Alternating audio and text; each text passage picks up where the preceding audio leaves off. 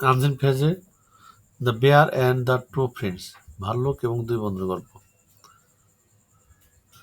Two friends were walking in the forest, দুজন বন্ধু বনের মধ্যে দিয়ে হাঁটছিল। Since since it was dangerous, যদিও এটা ছিল খুব বিপজ্জনক। ডেঞ্জারাস মানে বিপজ্জনক। They promised to stay close to each other, তারা প্রতিশ্রুতি করেছিল একে অপরের কাছাকাছি থাকার।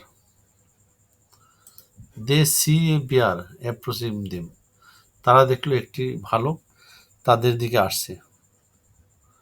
One friend স্কারিজ up a tree, একজন বন্ধু লাফ দিয়ে গাছে উঠে গেল। Leaving the other one behind, আর এক বন্ধুকে রেখে। The other friend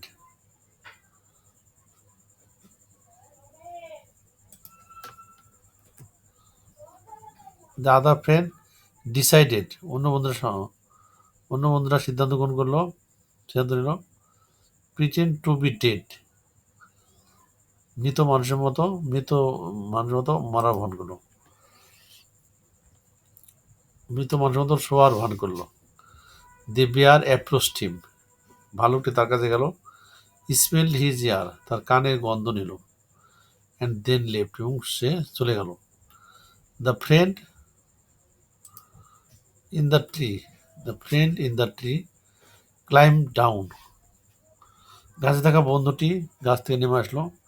and asked the other friend, এবং অন্য বন্ধুকে জিজ্ঞেস করলো what the bear had told him, ভালুকটি তার কাছে কি বলল। He replies the bear simply, সে উত্তর দিল সহজভাবে তার বন্ধুকে, against believing a false friend, কখনোই মিথ্যা বন্ধুকে বিশ্বাস করো না। তো এই গল্পে আমরা জানি ডেঞ্জারাস মানে বিপজ্জনক, বিভিন্ন শব্দ আমরা জানি। ডেঞ্জারাস মানে বিপজ্জনক। তারপরে প্রমিস মানে ওয়াদা, আর প্রমিস মানে ওয়াদা করলো। ক্লোজ মানে কাছাকাছি। অ্যাপ্রোচিং এই সামনের দিকে আসা। স্কারিজ আপ লাফ দিয়ে গাছে উঠে গেল। বিহাইন্ড মানে পেছনে। ডিসাইডেড মানে সিদ্ধান্ত গ্রহণ করলো। ডেড মানে মৃত।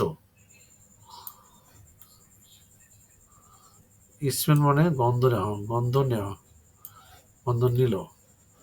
লেফট মানে ত্যাগ করা। The friend in the tree climb মানে গাছের উপরে ওঠা।